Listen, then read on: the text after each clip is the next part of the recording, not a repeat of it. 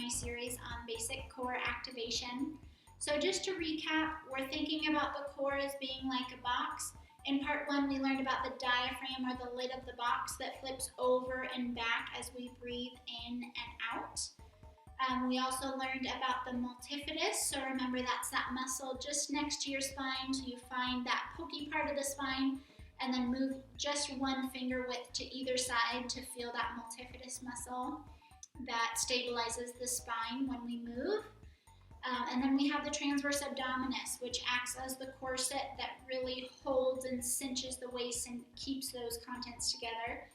And then finally in part 3, we learned about the pelvic floor, so the floor of the box that lifts and supports the core. And remember that goes from the pubic bone in the front to the tailbone in the back. So that whole area is your pelvic floor that's lifting and supporting your core.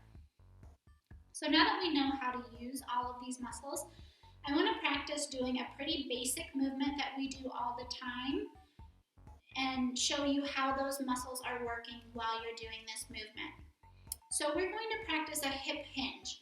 So this is something that's used a lot in exercise and in weightlifting, but it's just a movement that we do all the time. So every time we bend to pick something up, every time we go to sit down, we're doing a version of a hip hinge. So we're going to practice this movement because we might as well be really good at it if we're doing it all the time and really know how to activate those core muscles while we do this movement. So I'll face sideways so you can see a little bit better.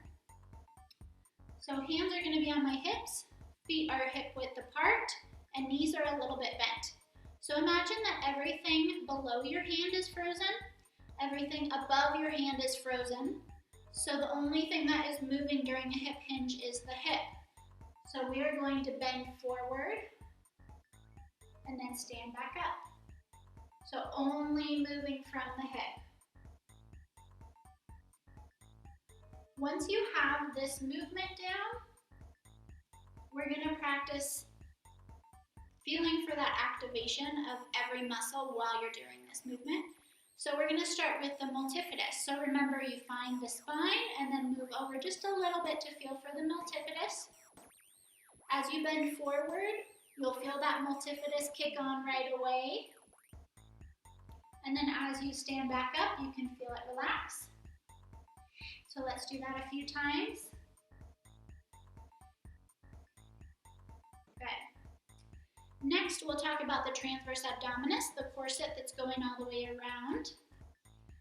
So as you bend forward, I want you to feel that corset really cinching and holding everything together. And then I want you to feel it relax as you stand back up.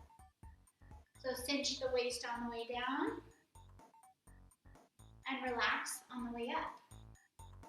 So it's all really well and good that you can contract these muscles while you're doing this activity. But if you can't breathe while you're doing it, you're not going to get really far. So let's practice the diaphragm. So next up, as we bend forward, we're going to inhale. And we'll exhale on the way up. So remember, we don't want to use all these muscles that are in our upper body. We want to use just this diaphragm. So we shouldn't feel our shoulders going up or our chest expanding as we breathe. We should just feel that diaphragm moving up and down. So bend forward, inhale, and exhale on the way up. Inhale on the way down. And exhale on the way up. Perfect. So the last step is the pelvic floor. So remember that we want this muscle to close and to lift as you contract it. And we're going to practice that contraction on the way down. So as you bend forward, you're going to close and lift the pelvic floor. And then you'll relax on the way up. Close and lift on the way down. And relax on the way up. So you can see all these muscles really work while you're doing a lot of different movements. But this is just a basic one that we do all the time, so we might as well be really good at doing it while activating our core.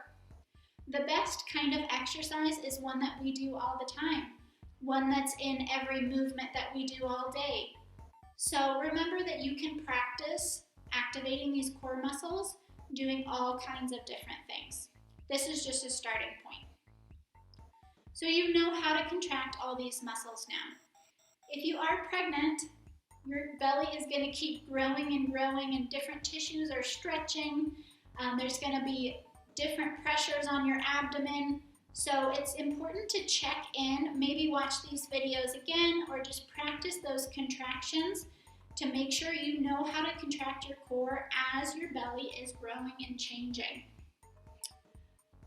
So make sure you check out our website at thefitnewmom.com to see other ideas for having a fit and healthy pregnancy. And thanks for joining me in this series on basic core activation.